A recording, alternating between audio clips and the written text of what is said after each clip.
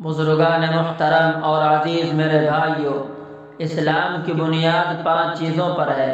پہلی چیز کلمہ طیبہ یا کلمہ شہادت کے مطلب کو دل سے ماننا اور زبان سے اقرار کرنا۔ دوسرے نماز پڑھنا، تیسرے زکوٰۃ ادا کرنا، چوتھے رمضان المبارک کے روزے رکھنا، پانچویں حج کرنا۔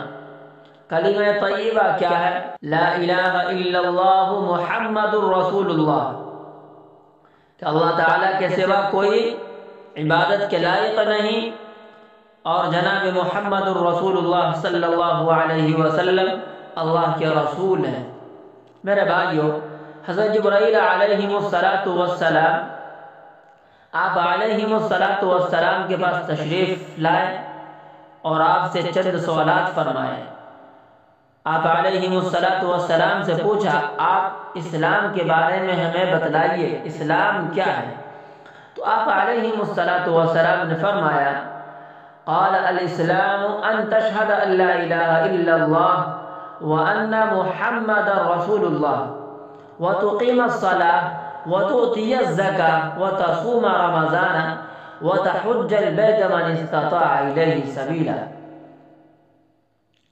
کہ تو اس بات کی گواہی دے کہ اللہ تعالیٰ کے سوا کوئی عبادت کے لائق نہیں اور حضرت محمد مصطفیٰ صلی اللہ علیہ وسلم اللہ کے رسول ہیں۔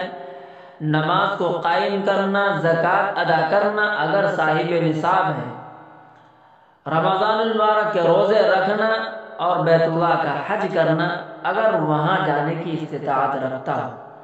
پھر حضرت جبرائیل علیہ السلام نے آپ علیہ السلام سے پوچھا، آپ ہمیں ایمان کے بارے میں بتلائیے، ایمان کیا ہے؟